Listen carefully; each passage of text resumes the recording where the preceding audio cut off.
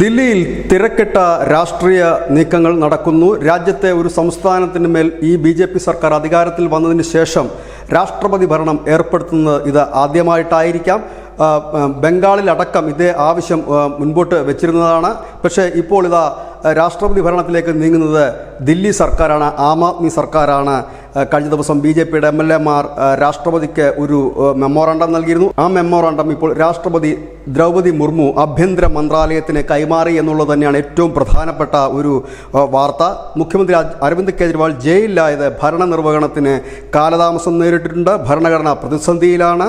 6-ാം ദില്ലി ധനകാര്യ കമ്മീഷൻ രൂപീകരിക്കുന്ന ദില്ലി സർക്കാരിന് കഴിഞ്ഞില്ല.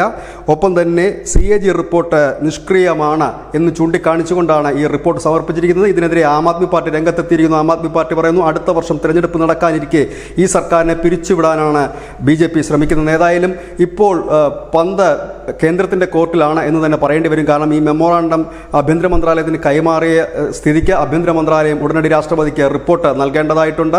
ഭരണഘടനാ പ്രതിസന്ധി ഉണ്ടെങ്കിൽ സ്വാഭാവികമായി തന്നെ അത് രാഷ്ട്രപതി ഭരണത്തിലേക്ക് പോകും. ഏതായാലും കഴിഞ്ഞ കുറേ നാളുകളായി പറഞ്ഞു കേട്ടിരുന്ന ഒന്നാണ് ഇത്. അങ്ങനെയെങ്കിൽ ഈ 10 വർഷത്തിനിടയിൽ രാഷ്ട്രപതി ഭരണം കാശ്മീരിൻ്റെ ഒഴിച്ച് കാശ്മീരിൻ്റെത് പ്രത്യേക ഒരു സാഹചര്യമായിരുന്നെങ്കിൽ കാശ്മീരിൻ്റെ ഒഴിച്ച് ബി.ജെ.പി. സർക്കാർ പിരിച്ചുവിടുന്ന ആദ്യ നിയമസഭയായി ദില്ലി സർക്കാർ മാറും. News desk news India Malayalam.